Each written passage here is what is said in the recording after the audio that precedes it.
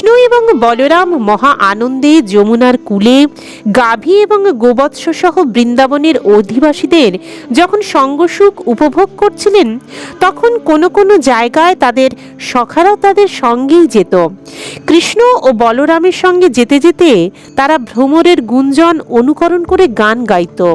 পথ চলতে চলতে কখনো তারা সরোবরে হংসের ডাক অনুকরণ করত, অথবা কোনো ময়ূরকে নাচতে দেখে তারাও সেই নাচের অনুকরণ করে কৃষ্ণের সামনে নাচতে থাকত। কৃষ্ণও সেই নাচের ছন্দে তার ঘাড় দোলাতেন এবং তার সখারা তখন আনন্দের আতিশয্যে হেসে উঠত। কৃষ্ণ যে সমস্ত গাভীর তত্ত্বাবধান করতেন তাদের বিভিন্ন নাম ছিল এবং স্নেহ ভরে তাদের সেই নাম ধরে ডাকতেন। কৃষ্ণের ডাক শুনে গাভীরা হাম্বারবে সেই ডাকে সাড়া দিত এবং বালকেরা তাদের হৃদয় ভরে ভাব বিনিময়ে আস্বাদন করত। তারা বিভিন্ন পাখির ডাক অনুকরণ করত, বিশেষ করে চকর, ময়ূর, কোকিল এবং ভরদ্বাজ পাখির ডাক তারা অনুকরণ করত। কখনো কখনো তারা যখন দেখত যে কোনো দুর্বল পশু বাঘ ও সিংহের ডাক শুনে ভয় পেয়ে পালাচ্ছে, তারাও তখন কৃষ্ণ ও বলরামের সঙ্গে সেই সমস্ত পশুর অনুকরণে তাদের সঙ্গে সঙ্গে ছুটে পালাবার অনুকরণ করত। তারা যখন শ্রান্ত হয়ে পড়ত তখন তারা মাটিতে বসে বিশ্রাম করত।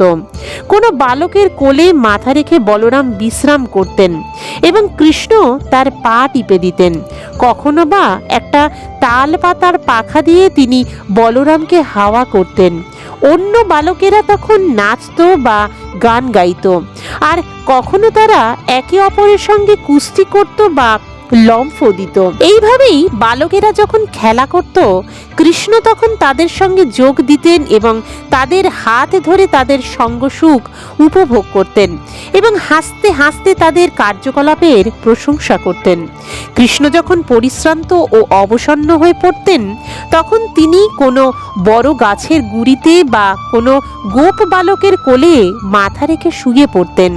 তিনি যখন এইভাবে কোনো বালকের কোল বা গাছের গুড়িকে বালিশ বানিয়ে শুয়ে পড়তেন তখন কয়েকজন বালক এসে তার পা টিপে দিত, আর কেউ গাছের পাতা দিয়ে তাকে হাওয়া করত।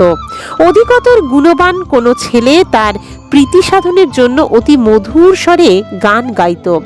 এইভাবেই অচিরেই তার শ্রান্তি বিদূরিত হয়ে যেত। লক্ষ্মীদেবী যা শ্রীপাদপদ্মের নিরন্তর সেবা করেন, সেই পরমেশ্বর ভগবান শ্রীকৃষ্ণ এইভাবেই গোপ বালকদের সঙ্গে বালক হয়ে অন্তরঙ্গা শক্তির প্রভাবে তার লীলা বিলাস করছিলেন।